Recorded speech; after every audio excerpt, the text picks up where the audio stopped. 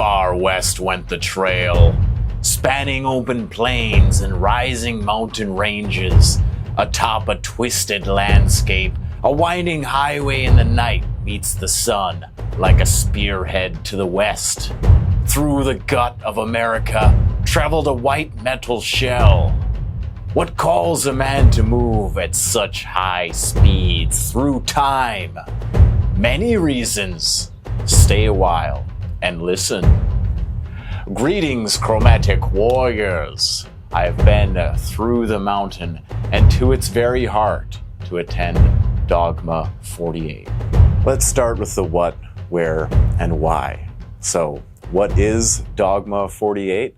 It's a creative group experience. This was started in Denmark, and if you've ever heard of a paint jam weekend, this is that, but to a very high degree. You're invited to get together with your friends, your comrades in art, and simply take part in a 48-hour creative challenge. You're given 2 days to either create and paint, or you can show up with a pre-built project, which is what I did, and finish it within that time.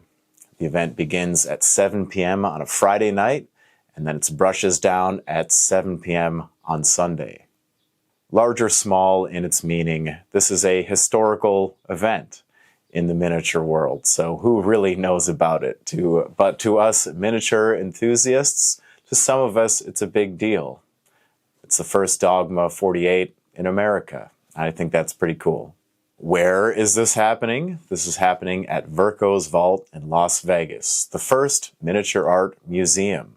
I'll be showing some of the collected art later in this video, but if you haven't heard of Verko's Vault, now you have. Progress continues, and there are already painting classes and events happening there. The facility, essentially, it's two buildings. They have the museum that they're still working on, and then you have this work building where offices and painting classes can be hosted. I'm talking to them about coming out and teaching a painting class next year. Anyways, that's where we are, out in the desert. Why?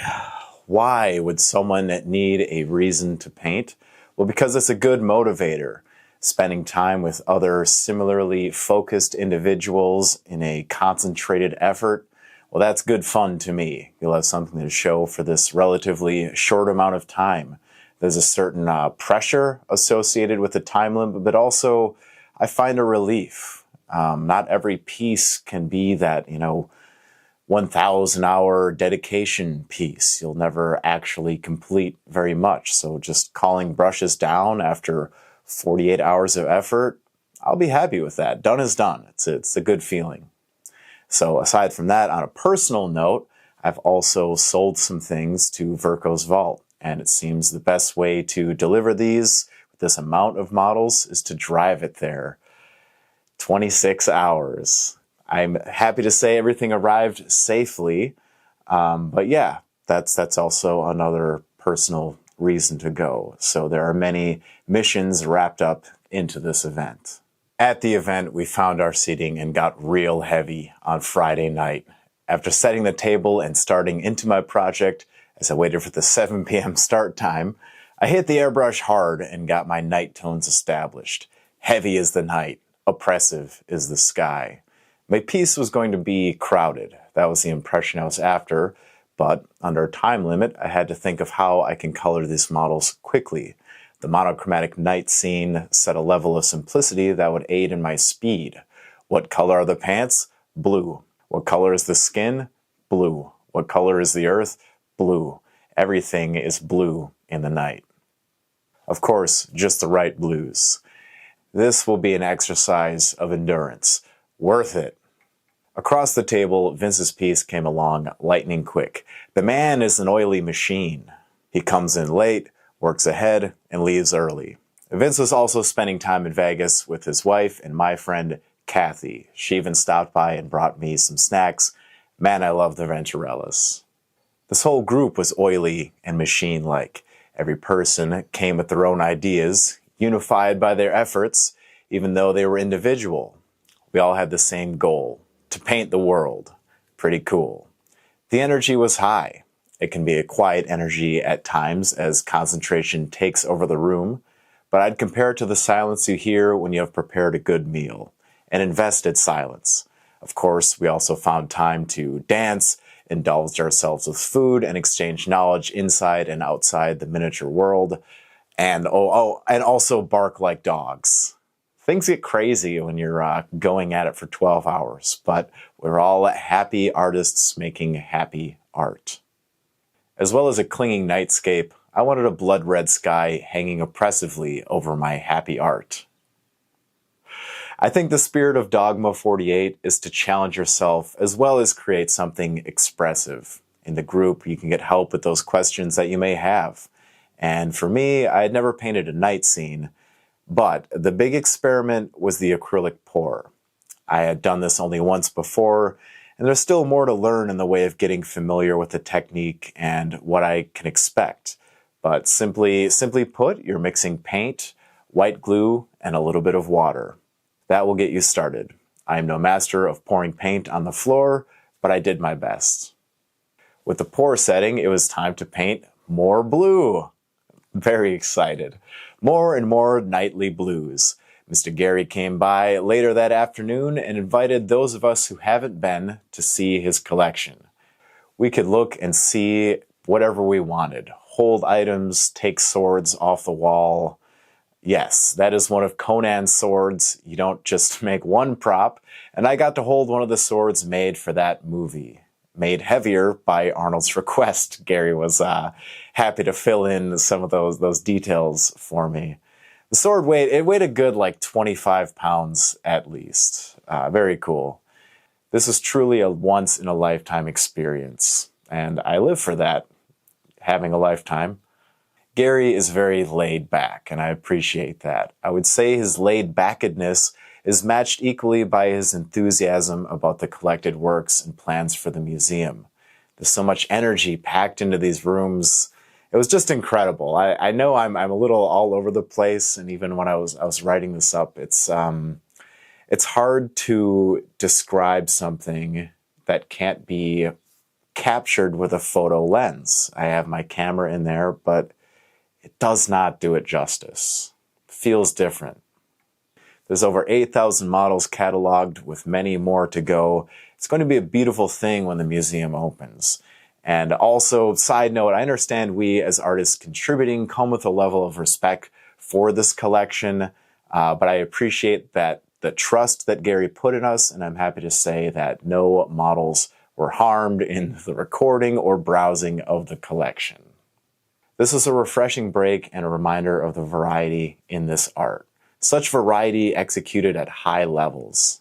Back at the vault, a second wind blew to the tables. I continued painting blue, but with a renewed vigor and fresh-feeling hands after a much-needed break. I get locked on and work at a task doggedly at times, and at an event like this, one has to remember to pace themselves. Finally, I could also change colors. After much work on the night, a single burning torch was brought to the party.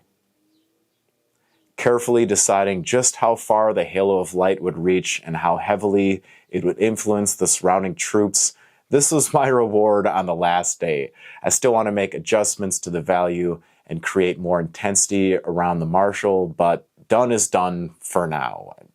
The longer it sits in my cabinet, the more my eyes turn to something else. There are no rules. You can paint on this after the 48 hours if you wish. No one can make you, right? So, we'll see.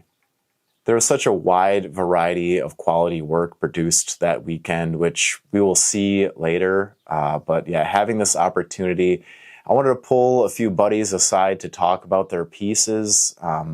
Unfortunately, so I didn't want to be intrusive and record this in the main room where everyone is working and having their own conversations. We went to this side room and there was too much echo. Now, I know there are people in the audience that will say, just share it anyways. So here you go. Miniature in it. Yeah, one of the Hell Knights. Yeah. True. Riding this giant lizard, you're going to get covered in dust. So. And I'm done with my unfunny jokes. So, yeah, so not good. I think we can make things sort of monolithic in this miniature art at times, like there is only one way to rock, but there's such a greater variety to be seen. I wanted to share some pieces from some familiar faces to highlight that without the audio. In Vince's piece, I saw a vibrant take on a model that was nearly electric in its finish. The man has mastered color in such a way that he can create with such chaotic colors and it still makes sense. Now I know I was so happy to see Vince come out to Dogma, and like I said, he was also spending time with Kathy, so I feel like he approached this like thinking, you know, I've got limited time, I'll just kind of do what I'm good at and execute. He's always trying different things, but like he just so casually made something awesome, and I think that Vince doesn't give himself enough credit for the quality of work he produces, just how good things look and how quickly they come along. And that's the right attitude to have. You know, you should dislike everything you do in a way, have, some humility. But he also continues to evolve, of course. And I saw a shifting hue in some areas and not necessarily value. It was really a beautiful demonstration of colors on an ethereal figure. Now, when I talked with Matt, he was after such a grand gesture. The creation of the universe. Doesn't get any bigger than that, does it?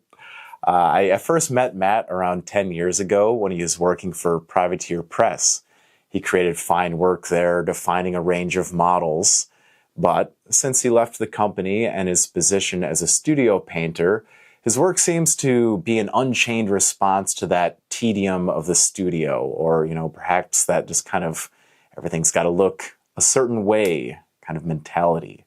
But focusing on a sketch style for a number of years after and pushing further into the fine art world, sculpting the cosmos from scratch, Matt used a toothbrush to splatter varied star clusters and cosmic gel inside of this rounded backing, painting over the patterns with glazes of ink and artist acrylics. The piece really captured a sort of living quality one gets from gazing into the stars, or scazing.